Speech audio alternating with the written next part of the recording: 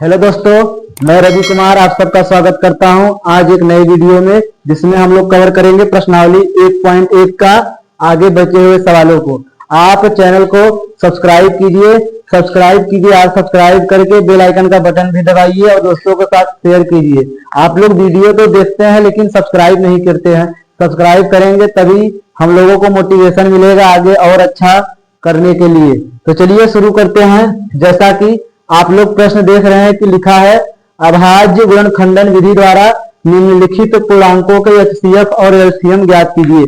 पिछली कक्षा में हमने दो प्रश्नों को किया था जिसमें एचसीएफ और एलसीएम को कुछ हद तक बताया गया था। अगर आप लोग नहीं पढ़े हैं पिछली कक्षाओं को तो प्लेलिस्ट में जाकर उन पिछली कक्षाओं को पहले पढ़कर आइए, तब आप लोगों को समझ में आएगा। फिर भी कोशिश किया जाएगा समझाने की आप लोगों को। तो चलिए शुरू करते हैं।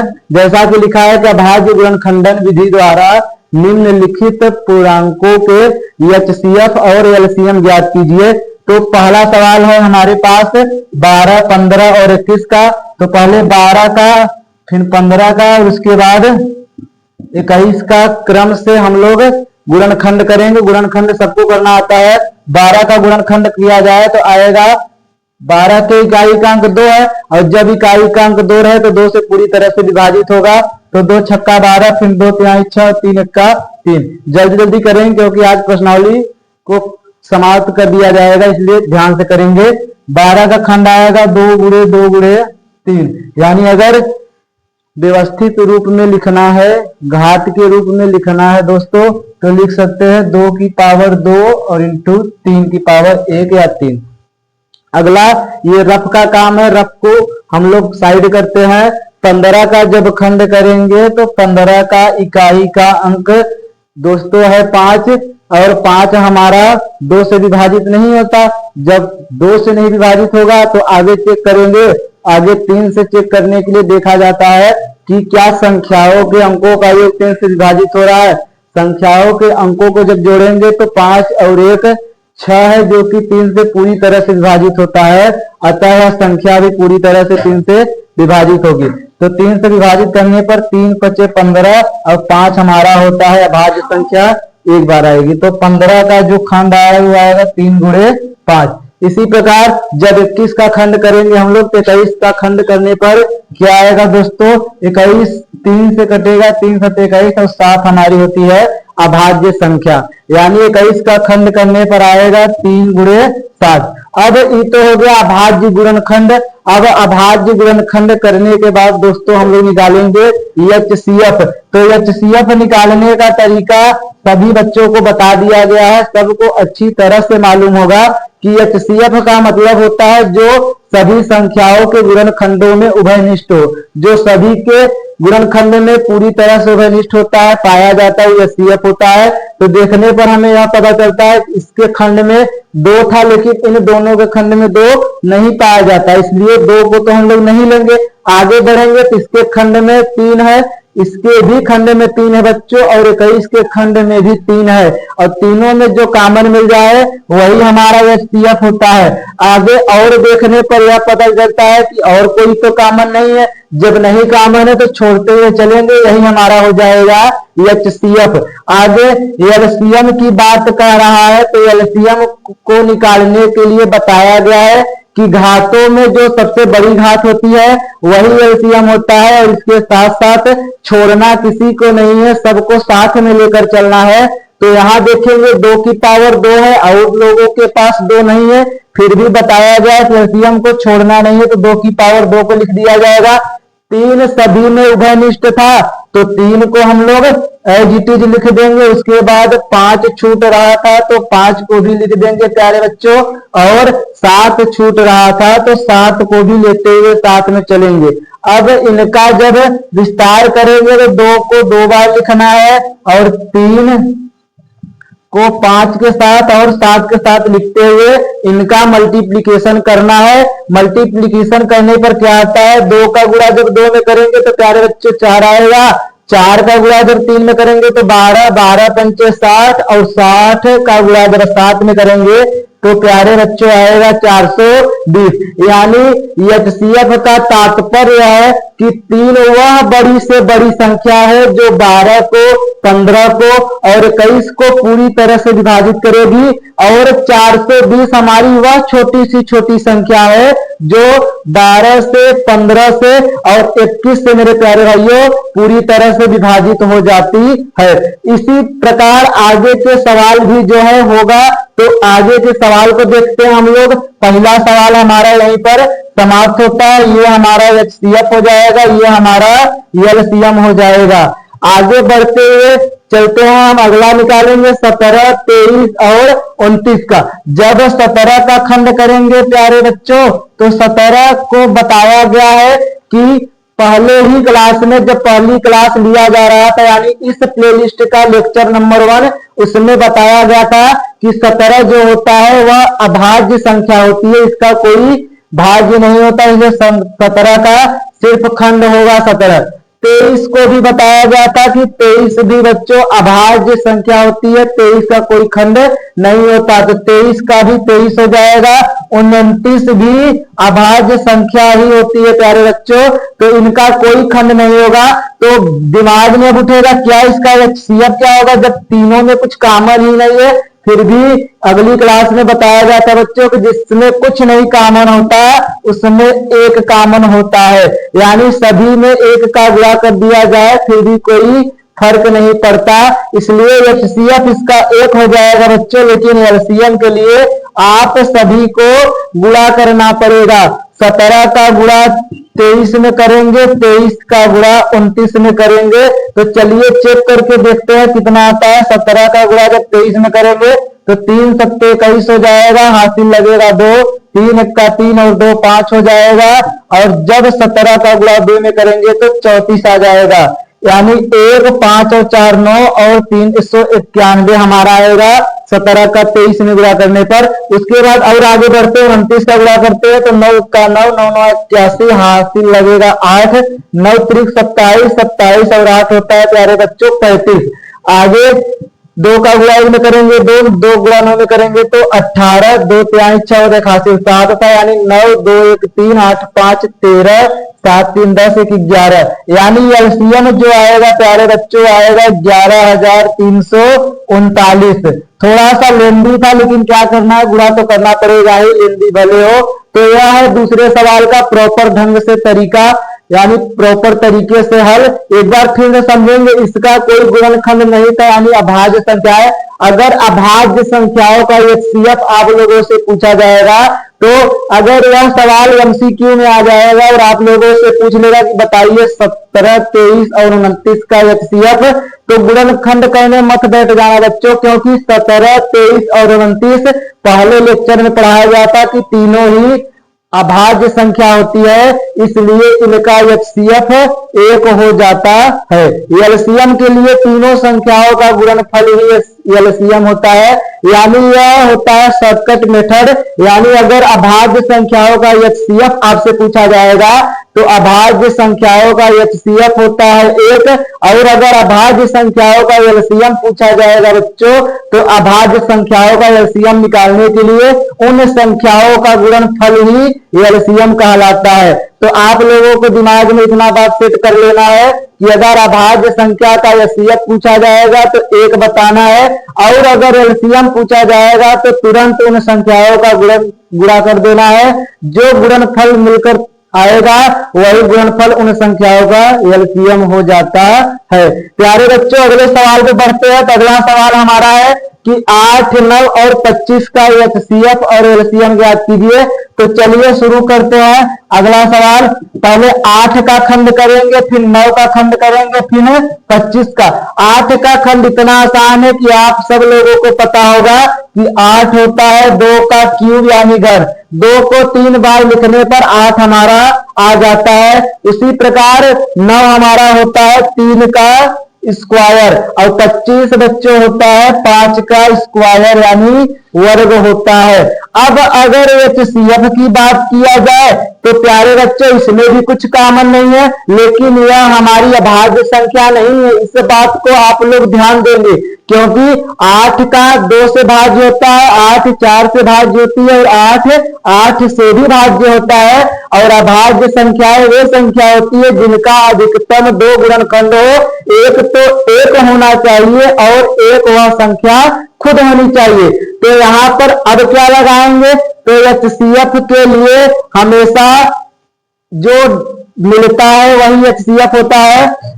HCF देखेंगे इसमें कुछ नहीं मिल रहा है, तो जहां कुछ नहीं मिलता बच्चों वहां पर एक होता है, इसलिए इसका HCF एक हो जाएगा। LCM की बात किया जाएगा बच्चों, तो LCM के लिए हम लोग देखते हैं जो मिलता है उसे भी लिखना है, जो नहीं मिल रहा है उसे भी लिखना है, यानी छोड़ना कुछ नहीं है बच्चों, लिखना सबको है। 2 की अधिकतम घात 3 है तो 2 की 3 घात लिख दो, चाहे 2 को प्रसार रूप में 3 बार लिख दीजिए।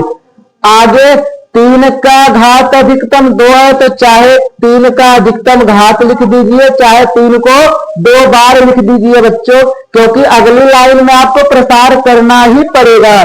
5 की अधिकतम घात चाहे 5 की पावर 2 लिख दीजिए बच्चों, चाहे 5 को 2 बार लिख दीजिए, आपको आगे प्रसार करना ही पड़ेगा। तो आप लोग एक लाइन बचा लीजिए, जल्दी हो जाएगा। अब इन सब का गुणनफल ही एलसीएम कहलाएगा। तो चलिए गुणा करते हैं। 2 दूना 4, 4 दूना 8, 8 त्रिक 24, 24 तिया 72, 72 पंचे 360 और 360 पंचे होगा बच्चों 1800 एलसीएम। एक बार चेक करके आप लोग कमेंट में बताइएगा कि क्या गुणा सही हुआ है। एक बार हम चेक कर लेते हैं फिर गुणा। 2 का गुणा 2 में करेंगे तो 4, 4 दूना 8, 8 त्रिक 24, 24 तिया प्यारे बच्चों 72, 72 का गुणा जब 5 में करेंगे तो 360 हो जाएगा। 360 का गुणा जब 5 में करेंगे तो 1800 आएगा। तो इस प्रकार बच्चों ये सवाल हमारा समाप्त होता है। एक बेहतरीन कंसेप्ट के साथ आप लोगों को समझ में आया कि अगर अभाज्य संख्या है तो अभाज्य संख्याओं का एचसीएफ क्या होता है, अभाज्य संख्याओं का एलसीएम क्या होता है, और इसके साथ साथ एचसीएफ निकाला कैसे जाता है, एलसीएम निकाला कैसे जाता है, गुणा कैसे किया जाता है। अगर कहीं कुछ न कॉमन हो, कुछ न उभयनिष्ठ हो तो उनका एचसीएफ एक हो जाता है, इसको भी बताया गया। अब आप लोगों के लिए 10 सेकेंड का टाइम है, 10 सेकेंड में आप लोग इसको उतार लीजिए या फिर स्क्रीनशॉट ले लीजिए। इसके बाद हम लोग अगले सवाल की ओर बढ़ते हैं। हाँ तो बच्चों अगला सवाल लिखा है आपके सामने कि एचसीएफ 306 और 659 का 9 दिया है, हमें एचसीएफ उन्हीं संख्याओं का ज्ञात करना है, यानी 306 और 657 का। आपको इसके करने की 2 विधियां है। एक तो फार्मूले से कीजिए, जो फार्मूला कल की वीडियो में हमने आपको बताया था, या फिर बेस मेथड लगाकर कर लीजिए। तो हम फार्मूले से बता देंगे, आप लोग बेस मेथड से कीजिएगा घर पे एक बार ट्राई। अगर नहीं आएगा तो हमें कमेंट कीजिएगा, हम अगला वीडियो में आपको उसको बता देंगे। तो चलिए शुरू करते हैं। यहाँ पर हल डालेंगे। सबसे पहले लिखिए कि पहली संख्या क्या दिया है बच्चों, पहली संख्या दिया है 306। उसी प्रकार दूसरी संख्या क्या दिया है बच्चों, 659। और एचसीएफ दिया है दोनों संख्याओं का, यानी किसका 306 का और 659 का। एचसीएफ दिया है 9। हमें एलसीएम पूछा है 306 और 659 का क्या होगा। तो आगे इसके आप लोग लिखेंगे, चूंकि हम जानते हैं कि हमें पता है कि पहली संख्या गुणे दूसरी संख्या, यानी दोनों संख्याओं का गुणनफल बराबर होता है दोनों संख्याओं के एचसीएफ और एलसीएम के गुणनफल के। कल इस फार्मूले पे बात किया गया था बच्चों अच्छी तरह से। फिर भी अगर आप लोग कल का वीडियो नहीं देखे तो एक बार कल का वीडियो जाकर जरूर देखें। बेहतरीन कंसेप्ट के साथ आप लोग समझाया गया है, और खासकर पहले लेक्चर को तो आप लोग तनिक सा भी मिस न कीजिए, क्योंकि पहले लेक्चर में आप लोगों को एकदम बेस पढ़ाया गया कि बेसिक क्या होते हैं वास्तविक संख्याओं का। तो पहली संख्या हमारी है 306, तो 306 लिखेंगे। दूसरी संख्या है हमारी 659, तो 659 लिखेंगे।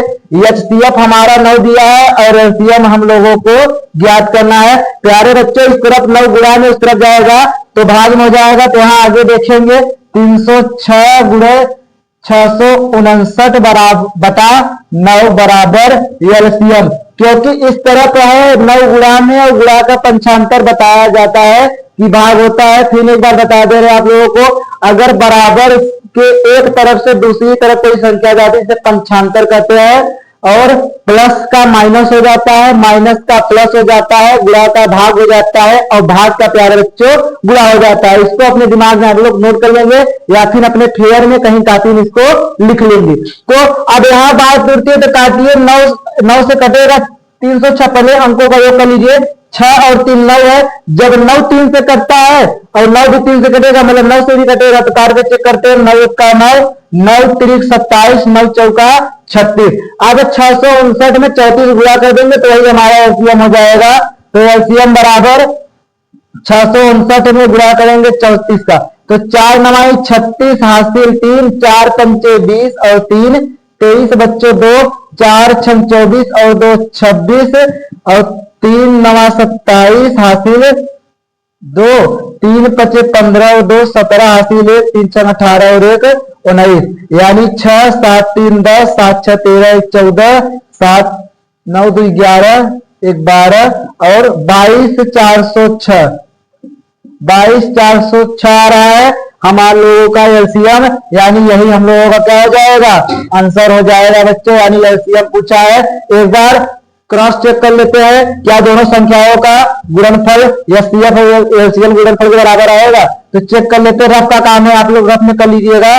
659 का 306 में गुणा करेंगे, 6 9 54, 5 6 पंचे 30, 5 35, 3 6 36, 3 39 और 0 0 0, फिर 2 बार काटेंगे, 3 9 27, 5 15 2 17, 6 3 18 और 1 19, यानी 4 5 9 7 16, 7 3 10 1 11, 9 1 10 और 2, यानी 20 16 54 आ रहा है। उसका गुणा कर लेते हैं 9 में, तो 9 6 54, 5 हो गया, 9 जरा में 0 यानी 5 आ जाएगा, 9 चौक 36, 9 दूनी 18 3 21, 9 दूनी 18 2 20, यानी 20 16 54। क्रॉस चेक करने पर यह पता चलता है कि दोनों संख्याओं का गुणनफल एचसीएफ और एलसीएम के गुणनफल के बराबर होता है। यही तरीका आप लोगों को पेपर में करना है, 1 नंबर एग्जामिनर आप लोगों का नहीं काटेगा। अगर स्टेप बाय स्टेप करेंगे तो बेहतरीन नंबर आपको देगा।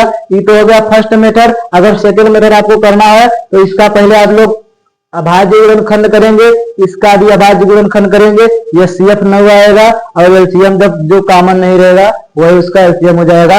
तो हम कहेंगे दूसरा मेथड आप लोग पेपर में करने की कोशिश मत कीजिएगा, बहुत लेंदी हो जाएगा और इसके साथ साथ ज्यादा प्रेशर आ जाएगा आपके ऊपर। यह तरीका बेहतरीन है, इसी को आप लोग अप्लाई कीजिएगा पेपर में। एक बार फिर समझा देते हैं, 306 659 का एचसीएफ दिया है 9 और 306 659 का यहाँ सॉरी यहाँ पर 59 रहेगा, 659 का हमसे पूछ रहा है एलसीएम। तो 306 और 659 का में पहली संख्या 306 हो जाएगी, दूसरी संख्या 659 हो जाएगी। दोनों का एचसीएफ प्यारे बच्चों दिया है 9, एलसीएम हमें ज्ञात करना है। तो हम लोग जानते हैं कि पहली संख्या गुणे दूसरी संख्या बराबर होता है एचसीएफ गुणे एलसीएम। तो पहली संख्या की जगह पहली संख्या, दूसरी संख्या की जगह दूसरी संख्या, एचसीएफ की जगह एचसीएफ और एलसीएम हम लोगों को ज्ञात करना है, तो एलसीएम अपनी जगह लिख देंगे। इस तरफ 9 गुणा में है, गुणा का पंचांतर प्यारे बच्चों भाग होता है, इस तरफ आएगा तो नीचे आ जाएगा। 9 से चाहे इसमें भाग दीजिए चाहे इसमें बात करके, तो गुणा करने के बाद कटेगा तो 9 से भाग देंगे 34 बार जाएगा, 34 से गुणा 659 में करेंगे तो 22,406 आ जाएगा, जो हम लोगों का एलसीएम हो जाएगा। अगले सवाल की ओर बढ़ते हैं, उससे पहले आप लोगों को 10 सेकंड दिया जा रहा है, आप लोग इस सवाल को उतार लीजिए, फिर अगले सवाल पे चलते हैं। अगला सवाल बेहतरीन सवाल है, जो एक उदाहरण छूट रहा है उस उदाहरण को भी कवर करेंगे इसी प्रश्न के साथ। तो आप लोग उतारिए तब तक अगले सवाल। हाँ तो दोस्तों अगला सवाल देखेंगे हम सब। अगला सवाल लिखा है कि जांच कीजिए कि क्या किसी प्राकृत संख्या n के लिए संख्या 6 की पावर n अंक 0 पर समाप्त हो सकती है। यानी कहने का ही मतलब है हमें बताना है 6 की पावर n क्या कभी 0 पर समाप्त होगी, यानी 6 की पावर n को जब खोलेंगे प्रसार करेंगे तो उसका इकाई का अंक 0 आ सकता है। समाप्त होने का मतलब यही है कि क्या इकाई का अंक 0 आएगा। तो एक बार हम समझा देते हैं। n हमारा प्राकृतिक संख्या है और प्राकृतिक संख्या के बारे में पहले लेक्चर में बताया गया है कि एक से लेकर अनंत तक की संख्याएं प्राकृतिक संख्या होती है। अगर देखा जाए तो 6 की पावर n में n की जगह अगर 1 रखेंगे, n की जगह 2 रखेंगे, n की जगह 3 रखेंगे, n की जगह 4 रखेंगे, उसी प्रकार डाट डाट करके n की जगह अनंत भी रखेंगे, कुछ भी रख देंगे तो क्या आता है 6 की पावर 1 का मतलब 6, 6 की पावर 2 का मतलब 36, 6 की पावर 3 का मतलब 216 और 6 की पावर 4 का मतलब 36, 6 का 6 3 9, 6 दूनी 12, यानी 1296 आता है, जिसको हमने देखकर यह पता चलता है कि इसके इकाई के अंक पे तो 6 6 6 6 है, यानी 6 की पावर n 0 पर न समाप्त होकर 6 पे समाप्त हो रही है। तब आपके दिमाग में तुरंत घंटी बजेगा कि 0 पर कब समाप्त हो, कौन सी संख्या 0 पर समाप्त होती है। तो अगर 10 लिखा रहा है, 100 लिखा रहा है, 20 लिखा रहा है, 30 लिखा रहा है, 40 लिखा रहा है, तो इनको देखने पर यह पता चलता है कि ये संख्याओं का इकाई का अंक या फिर यह संख्याएं 0 पर समाप्त होती है। और इनको देखकर हमें यह बात पता चलती है कि 10 कब आता है, जब 2 का गुणा 5 में करते हैं तब। इस 100 में अगर देखेंगे तो 100 को खोलेंगे तो 2 दूनी 4, 4 पंचे 20, 20 पंचे 100, यानी यह आएगा। 20 को खोलेंगे तो आएगा 2 गुणे 2 गुणे 5, 3 को खोलेंगे तो 2 गुणे 3 गुणे 5, 40 को खोलेंगे बच्चों तो 2 गुणे 2 गुणे 2 गुणे 5, यानी इन को देखकर, इनके विस्तार को देखकर, गुणनखंड को देखकर हमें एक बात समझ में आती है कि अगर 2 और 5 का, अगर 2 और 5 का जोड़ा रहेगा तभी क्या होगा, इकाई का अंक 0 आएगा, अन्यथा 0 नहीं आ सकता। तो ये तो था समझाने के लिए, इसमें आपको थ्योरी लिखना पड़ेगा। तो थ्योरी आप ऐसे लिखेंगे, ध्यान से देखते हैं। तो अगर आप लोगों को समझ में आ गया होगा कि कब 0 पर समाप्त होती है, तो हम लिखते हैं, लिखेंगे यदि किसी संख्या का अंक 0 पर समाप्त, 0 पर समाप्त होगा तो उस संख्या के अभाज्य, उस संख्या के अभाज्य गुणनखंड में 2 और 5 उपस्थित होनी चाहिए। यदि या फिर अगर 2 और 5 में से कोई भी एक अनुपस्थित होगा तो संख्या 0 पर समाप्त नहीं होगी। अब आगे क्या लिखेंगे, यहां बच्चों 6 की पावर n का जब हम लोग खंड करेंगे तो 6 की पावर n का खंड करने पर 2 गुणे 3 की पावर n आएगा, यानी 2 की पावर n गुणे 3 की पावर n है। 2 तो मिल गया बच्चों, लेकिन 5 नहीं लिखेंगे। फिर आगे लिखेंगे चूंकि 6 की पावर n के अभाज्य गुणनखंड में, अभाज्य गुणनखंड में 5 अनुपस्थित है, इसलिए 6 की पावर n अंक 0 पर समाप्त नहीं होगी। यही रीजन होता है, आप लोगों को बता दिया गया कैसे लिखना है आप लोगों को एकदम प्रॉपर तरीके से, कि यदि किसी संख्या का अंक 0 पर समाप्त होगा तो उस संख्या के अभाज्य गुणनखंड में 2 और 5 उपस्थित होनी चाहिए। अगर 2 और 5 दोनों है तब वह संख्या 0 पर समाप्त होगी, चाहे जितनी बड़ी संख्या है। अगर अंतिम में 0 लाना है, अंक 0 पर समाप्त करना है, इकाई का अंक अगर 0 लेकर आना है, तो उस संख्या के गुणनखंड में 2 और 5 का होना अति आवश्यक है। अगर ऐसा नहीं है तो वह संख्या हमारा 0 पर समाप्त नहीं होगी। यहाँ पर देखने पर ही पता चलता है 6 की पावर n का अभाज्य गुणनखंड 2 गुणे 3 की पावर n है, जो कि 2 गुणे 3 और 3 गुणे 2 की पावर n और गुणे 3 की पावर n आएगा, और 5 अनुपस्थित होने के कारण यह हमारा 0 पर समाप्त नहीं होगी। तो 10 सेकंड में आप लोग इसको उतारिए और इसके बाद हम लोग उदाहरण पे बात करते हैं। जो उदाहरण है उसी उदाहरण में क्या सुधारना है, क्या है, उसको बस वही देखते हैं।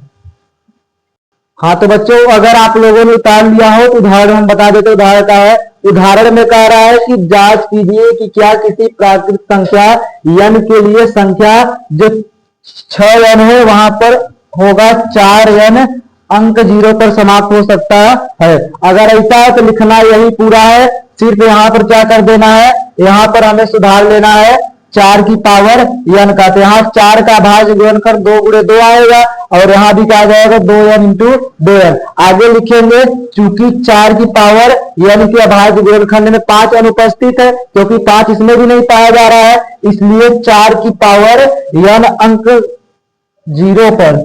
0 पर समाप्त नहीं होगी। इसके पहले वाले में भी यहाँ सुधार लीजिएगा, यहाँ होगा अंक 0 पर समाप्त नहीं होगी।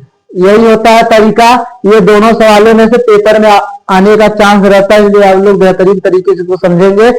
उदाहरण हमारा समाप्त हो गया सब, और यह है हमारा, यह उदाहरण नंबर 1 है, यह उदाहरण 1 है, और इसके पहले वाला सवाल नंबर 5 था। तो आप लोग इसको उतार लीजिए, 10 सेकंड का आप लोगों का समय है। इसके बाद हम लोग अगले सवाल की ओर बढ़ते हैं। उतारिए आप लोग।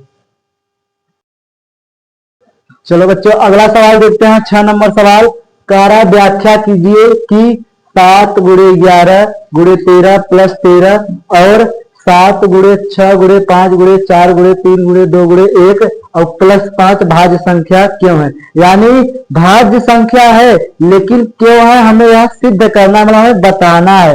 तो लिखेंगे हम लोग, हल करेंगे। शुरू कैसे करेंगे, सबको पता है कि भाज्य संख्या वे संख्या होती है जिनका गुणनखंड 2 से अधिक हो। लिखेंगे यहाँ चूंकि भाज्य संख्याएं,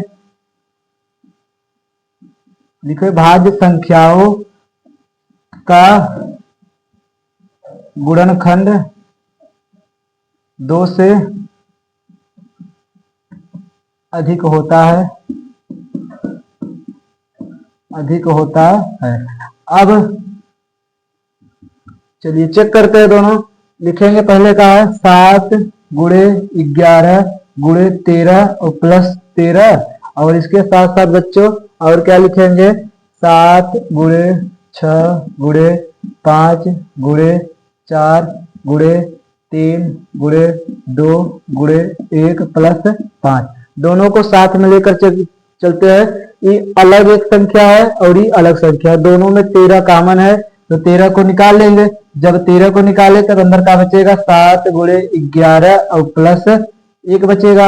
आगे यहाँ क्या कॉमन दिख रहा है आप लोगों को, यहाँ भी 5 है, इसके पास भी 5 है, तो 5 निकाल लेंगे तो क्या बचेगा 7 गुणे 6 गुणे 4 गुणे 3 गुणे 2 गुणे 1 और प्लस 1, इतना हो जाएगा। इसको और क्या लिख सकते हैं, 13 11 7 77 और 1 78, इसको क्या लिख सकते हैं 5 2 तिहाई 6 6 चौका 24 और 24 गुणा अगर 42 में करेंगे तो क्या आएगा 4 दूना 8 4 चौका 16 2 दूना 4 2 चौका 8, यानी 8 6 4 10 और 8 2 10, 1008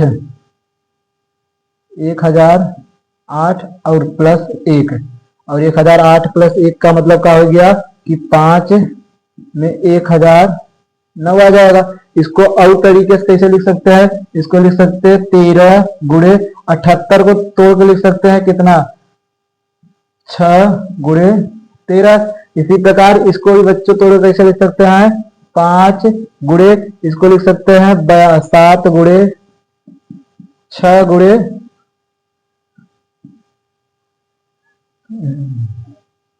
इसको कैसे लिख सकते हैं बच्चों? इसको लिख सकते हैं हम लोग, एक बार चेक कर लेते हैं कितने से कटेगा।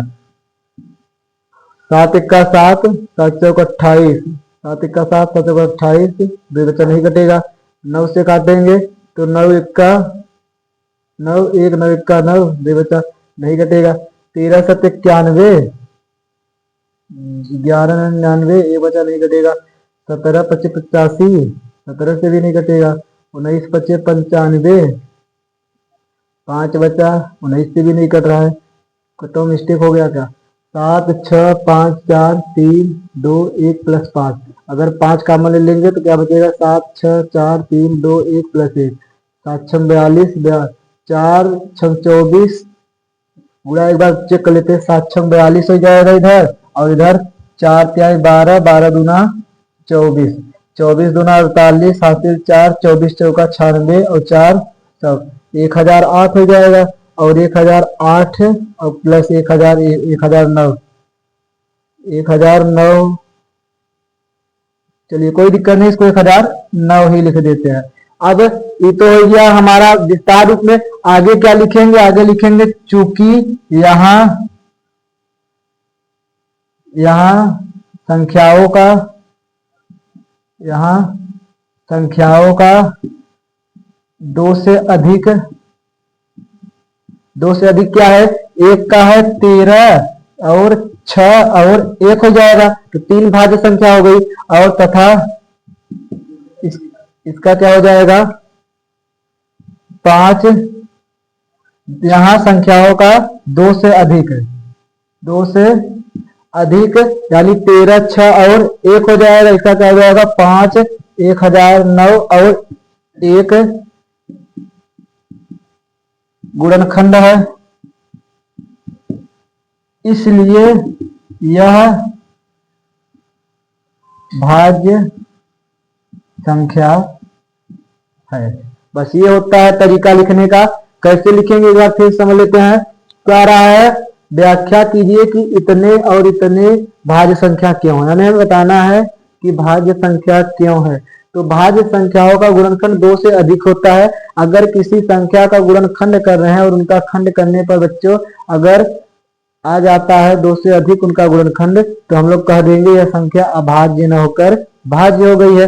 तो यहाँ पर देखने पर यह पता चलता है कि इसका जब खंड करेंगे तो 13 6 और 13 आएगा, और इसका खंड करेंगे 5 गुणे 1009, और 1 सब में छुपा रहता है, इसलिए इसका जो खंड आएगा वो 13 6 1 आएगा, और इसका खंड आएगा 5 1009 और 1। 3 खंड होने के कारण यह संख्या हमारी अभाज्य न होकर भाज्य हो जाती है। तो चलिए, अगर आप लोगों को यह सवाल समझ में आ गया हो तो इतना देर हो गई, लगभग 30-35 मिनट की क्लास चल चुकी है, लेकिन अभी तक आप लोगों ने वीडियो को लाइक नहीं किया है, तो प्लीज वीडियो को लाइक कीजिए और लाइक के साथ साथ दोस्तों के साथ शेयर कीजिए ताकि सब्सक्राइब करें, और सब्सक्राइब आप लोग भी कीजिए। सब्सक्राइब करोगे यार तभी पढ़ाने का मन करेगा, मोटिवेट होंगे हम लोग। जैसे हम आप सबको मोटिवेट कर रहे हैं, वैसे आप लोग भी हमें मोटिवेट कीजिए। आप लोगों के पास तरीका है सब्सक्राइब करने का। जितना आप लोग सब्सक्राइब बढ़ाएंगे, जितना बढ़ाते चले जाएंगे, उतना हमें खुशी मिलेगी, हमें पढ़ाने का और जोश आएगा, हम और बेहतरीन तरीके से पढ़ाएंगे। और YouTube में ऐसा कंटेंट दे रहे हैं लोग तो फीस ले रहे हैं, कह रहे हैं कि बैच खरीदिए। हम फ्री में आप लोगों को पढ़ा रहे हैं, ना कोई बैच, ना कोई पैसा, ना कुछ, सिर्फ आप लोग समय दीजिए और इसके साथ साथ चैनल को ज्यादा से ज्यादा सब्सक्राइब कीजिए, शेयर कीजिए। बस इतना ही करना है आप लोगों को, लाइक कीजिए बस। उसके बाद देखिए ऐसे तरीके से पढ़ाया जाएगा आप लोगों को कि आप लोगों को मैथ में लगेगा हाँ यार कोई टीचर तो है जो हम लोगों के प्रति इतना मेहनत कर रहा है। आप लोग शेयर कीजिए, आप लोगों को ऐसा कंटेंट देंगे, हम ऐसे तरीके से पढ़ाएंगे आगे के चैप्टर भी कि आप लोगों को मजा आएगा। मैथ एक जादू लगेगा, आप लोग वो को भी जादू सीखना आ जाएगा, आप लोग भी जादू करना सीख जाएंगे और अपने दोस्तों के साथ बताएंगे कि ऐसे आज भैया ने, ऐसे आज सर ने हमें बताया, ऐसे पढ़ाया। एक एक सवाल को 2-2 तरीके से बताने की कोशिश किया जाएगा, कहीं कहीं तो कोई सवाल 3 तरीके से किया जाएगा, तो आप लोगों को करवाया जाएगा।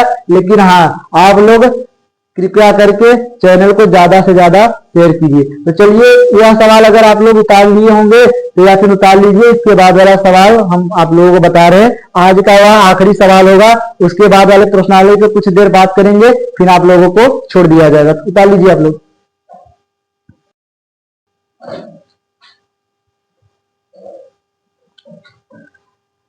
हाँ तो बच्चों, आखिरी सवाल इस प्रश्नावली का, कह रहा है किसी खेल के मैदान के चारों ओर एक वृत्ताकार पथ है। इस मैदान का एक चक्कर लगाने में सोनिया को 18 मिनट लगते हैं, जबकि इसी मैदान का एक चक्कर लगाने में रवि को 12 मिनट लगते हैं। यानी दो लोग हैं, एक का नाम सोनिया है और एक का नाम रवि है।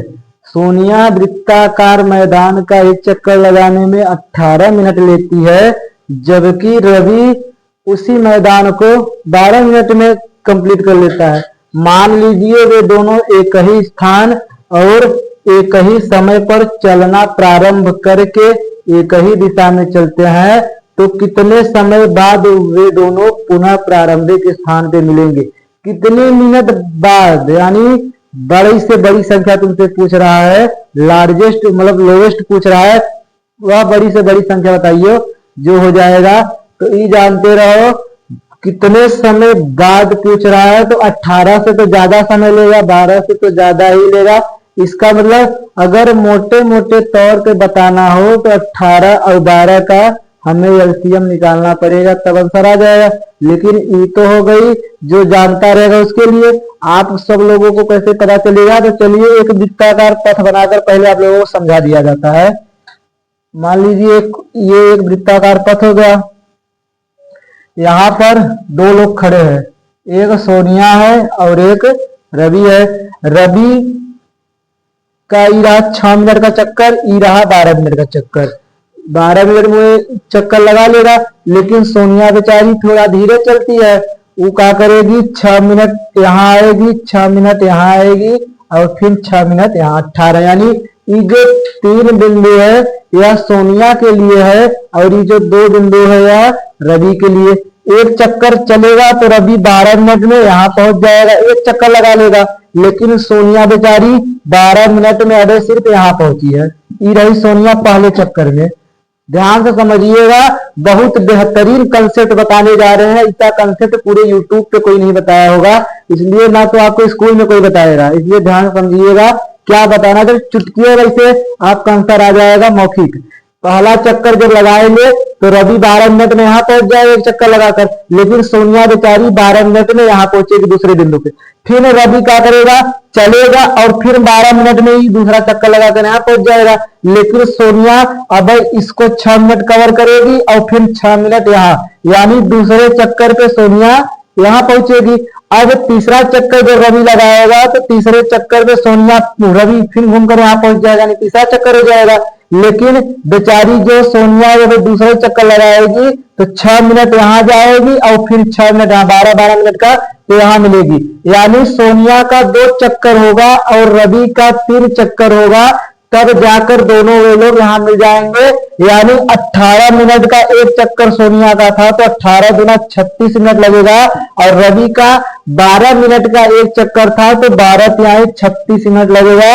यानी 36 मिनट बाद वे दोनों आपस में उसी स्थान पर मिलेंगे। फिर एक बार समझा देते हैं आप लोगों को मिटाकर, ये था शॉर्टकट तरीका, यानी कैसे निकाला जाता है। एक बार फिर आप लोग ध्यान से बहुत समझेंगे क्या बताना चाह रहा हूं। ये हो गया वृत्ताकार पथ, ध्यान से समझिएगा। ये हो गया वृत्ताकार पथ। यहाँ पर ये जो स्टार बना है ये मान लीजिए रवि है, और ये जो गोला है ये मान लीजिए सोनिया है। अब सोनिया को कह रहा एक चक्कर लगाने में 18 मिनट लगते हैं बच्चों, जबकि रवि को 12 मिनट लगता है। तो ई रहा रवि चलेगा तो 6 मिनट मान के चलिए यहाँ पहुंचेगा, तो एक स्टार यहाँ बना दे रहा है। ये 6 मिनट का इसका अड्डा है, फिर 6 मिनट बाद यहाँ पहुंच जाएगा। सोनिया बेचारी चलेगी, समय तो दोनों के लिए बराबर है, तो 6 मिनट में सोनिया मान के चलिए यहाँ पहुंच रही है, और फिर अगले 6 मिनट में यहाँ पहुंच रही है, 12 मिनट हो जाएगा, और फिर अगले 6 मिनट में यानी 18 मिनट में वो एक चक्कर लगाएगी। अब ध्यान से समझिए क्या बताने जा रहे हैं। रवि एक चक्कर लगाएगा, टुक टुक करते करते करते करते यहाँ पहुंचेगा, 6 मिनट हो जाएगा। रवि यहाँ 6 मिनट में पहुंचा है, ध्यान दीजिएगा, रवि यहाँ कितने मिनट पहुंचा है, 6 मिनट पे। लेकिन अभी सोनिया बेचारी 6 मिनट चक्कर लगाकर सिर्फ यहाँ पहुंची है। अब रवि फिर अगला 6 मिनट में क्या करेगा, पूरा अपने यहाँ एक चक्कर लगा लेगा, यानी एक चक्कर 12 मिनट का उसका होगा, 12 मिनट में पूरा चक्कर लगा लेगा। लेकिन सोनिया बेचारी पहले 6 मिनट में यहाँ जाएगी बच्चों, फिर अगले 6 मिनट में यहाँ पहुंची। जब रवि एक चक्कर लगा रहा था तो सोनिया बेचारी यहाँ एक चक्कर, उसका मतलब सोनिया यहाँ पहुंची थी। रवि का एक चक्कर, सोनिया अब एक चक्कर पूरा करने में 6 मिनट पीछे है। अब रवि दूसरा चक्कर लगाना शुरू करेगा और 6 मिनट में बच्चों यहाँ पहुंच जाएगा। 6 मिनट में रवि यहाँ पहुंचा, लेकिन सोनिया बेचारी अगले 6 मिनट में अभी यहाँ एक चक्कर लगाएगी। सोनिया का एक चक्कर हुआ, 18 मिनट लगा, 6 मिनट यहाँ, 6 मिनट यहाँ और 6 मिनट यहाँ, और 18 मिनट में रवि यहाँ पहुंच गया। अगले 6 मिनट में रवि क्या करेगा, फिर अपनी जगह पहुंच जाएगा, यानी दूसरा चक्कर इसका लग जाएगा रवि का। लेकिन अगले 6 मिनट में बच्चों सोनिया यहाँ से चलना शुरू करेगी और यहाँ पहुंचेगी। समझ में आ रहा है क्या कहना चाह रहे हैं? एक चक्कर लगाने के बाद यहाँ पहुंचा था रवि, 1.5 चक्कर हो गया था उसका। अगले 6 मिनट में रवि यहाँ पहुंचेगा और सोनिया बेचारी यहाँ पहुंचेगी। फिर रवि क्या करेगा, 6 मिनट लगाएगा तो यहाँ पहुंचेगा, लेकिन सोनिया बेचारी 6 मिनट लगाकर यहाँ पहुंचेगी। अब ये दूसरा तीसरा चक्कर लगा रहा है रवि, और सोनिया का यह दूसरा चक्कर है। अगले 6 मिनट में रवि बच्चों यहाँ पहुंच जाएगा और सोनिया भी अगले 6 मिनट में यहाँ पहुंचेगी। लेकिन अंतर ये होगा कि यह सोनिया का दूसरा चक्कर है और रवि का यह तीसरा चक्कर है। मोटे मोटे तौर पे जाना जाए तो 18 का 18, 18 गुना 36 मिनट बाद सोनिया 2 चक्कर पूरा करेगी, और उसी 36 मिनट के अंतराल में रवि 3 चक्कर पूरा कर लेगा, यानी 36 मिनट बाद दोनों मिलेंगे। ये तो हो गया प्रैक्टिकली तौर पे आप लोगों को समझाने के लिए। अगर थियोरेटिकली लिखना हो तो कैसे लिखेंगे, तो लिखोगे चूंकि सोनिया द्वारा एक चक्कर लगाने में लगा समय, एक चक्कर कितने समय लगा रही हो सोनिया, 18 मिनट बच्चों। तथा रवि को, या रवि द्वारा एक चक्कर लगाने में लगा समय, रवि कितने समय में लगा रहा है, 12 मिनट में। और पेचीदा बना सकते थे, लेकिन इतने में आप लोग समझ जाएंगे तो बहुत अच्छा होगा, क्योंकि जितना ज्यादा सवाल को घुमाएंगे सवाल उतना ज्यादा घूमता हुआ चला जाएगा।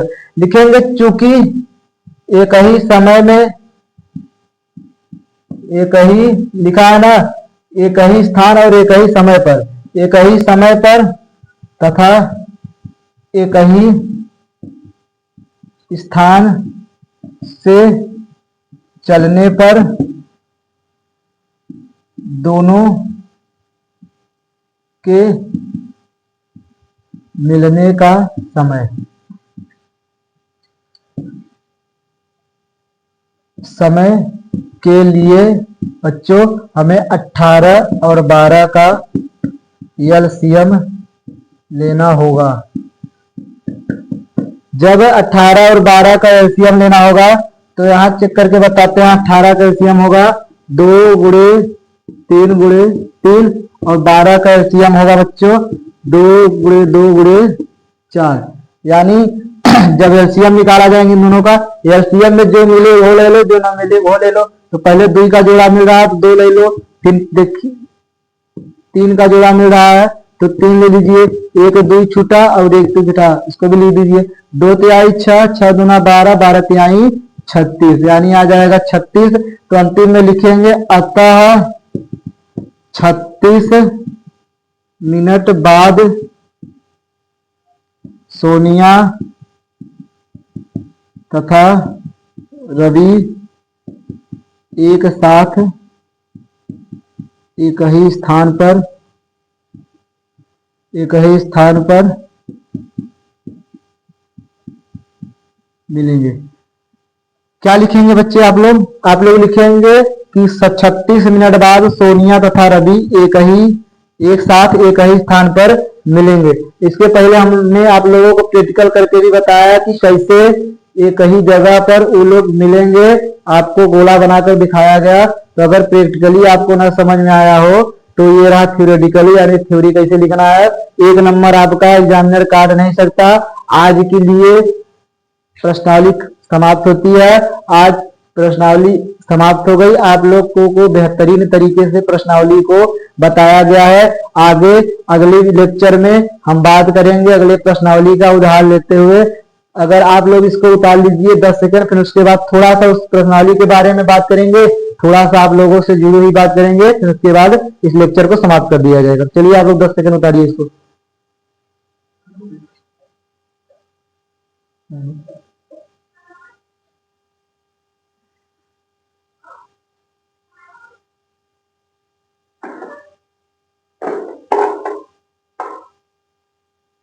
चलिए बच्चे देखते हैं, इस सवाल को मिटाकर कुछ बात कर लेते हैं आप लोगों से।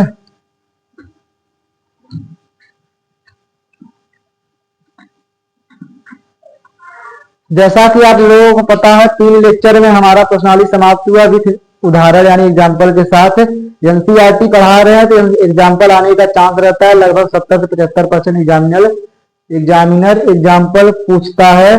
तो आप लोग एग्जाम्पल को भी बेहतरीन ढंग से करते हुए चलिए। स्कूलों में एग्जाम्पल पे ध्यान नहीं दिया जाता, लेकिन यहाँ पर आपको न तो बैच दिया जा रहा है, न तो आपसे पैसा लिया जा रहा है, फ्री में कंटेंट आप तक पहुंचा रहे हैं। तो आपका कुछ रिस्पांस बनता है कि आप लोग उस पर हमें भी कुछ दीजिए। तो आपसे हम लोग सिर्फ इतना ही मांग रहे हैं कि आप लोग वीडियो को ज्यादा से ज्यादा शेयर कीजिए।